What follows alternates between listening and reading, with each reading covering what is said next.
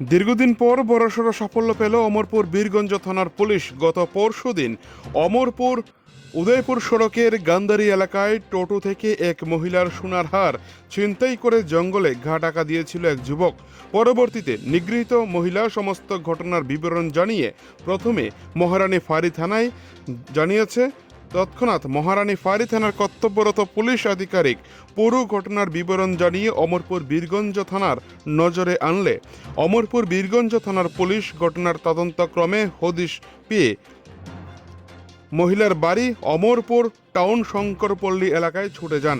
পুলিশের গোয়েন্দা সংস্থা সহ বীরগঞ্জ থানার পুলিশ আধিকারিক নির্মাণ দাসের কঠোর নজরদারিতে বীরগঞ্জ পুলিশের সহযোগিতায় ছিনতাইকারী যুবককে সোনার চেন, নগদ অর্থসহ উদয়পুর তুলামোড়া এলাকা থেকে গ্রেপ্তার করে গতকাল গভীর রাতে বীরগঞ্জ থানায় নিয়ে আসে।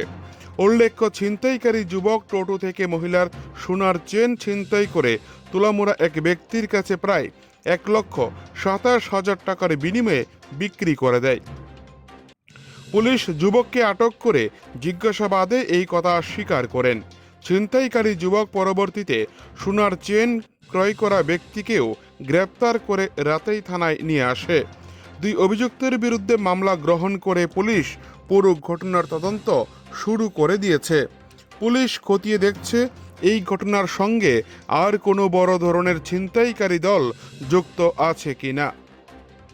অমরপুর থেকে উদয়পুর যাওয়ার পথে রাস্তার মধ্যে স্বর্ণের চেন ছিনতাই হওয়ার একটি স্বাভাবিক বিষয় নয়। এই ঘটনার পরিপ্রেক্ষিতে এলাকায় তীব্র আতঙ্ক ছড়িয়ে পড়েছে।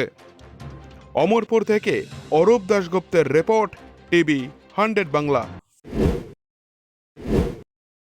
তারিখে দুপুর 2টো নাগাদ একজন মহিলা অমরপুরের শঙ্করপল্লী নিবাসী পতুরানী সাহা, ওয়াইফ অফ কামলাল সাহা, উনি একটি অটোতে করে উদয়পুরের উদ্দেশ্যে যাবেন বলে একটি অটোতে উঠেন, যার অটো নাম্বার TR03B2466।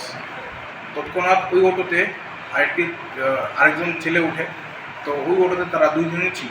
যখন অটোটা গান্ধারী এরিয়ার কাছে যায় তখন ওই ছেলেটা অটো থেকে নেমে যায়, ওখানে নামবে বলে। তারপর ও নিজের পকেট থেকে অটো ভাড়া বার করার সময় হঠাৎ করে ওই মহিলার গলা থেকে ওনার একটি চেইন, গোল্ডমেড চেইন, যার ওজন 1 ভরি 4 আনা অ্যাজ পার দ্য কমপ্লেনেন্ট, তো ওইটা টান দিয়ে পার্শ্ববর্তী জঙ্গলে দৌড়ে চলে যায়। তৎক্ষণাৎ অটোটা ওখান থেকে ওরা মহারানী আউটপোস্ট যেটা রয়েছে পাশাপাশি, সেই আউটপোস্টে গিয়ে ওরা রিপোর্ট করে। যেহেতু এটা আমাদের জুরিসডিকশন, পরবর্তীকালে আমরা সেরকম ওখানে টিম নিয়ে যাই এবং ওখানে প্লেস ওখানে ভিজিট করি।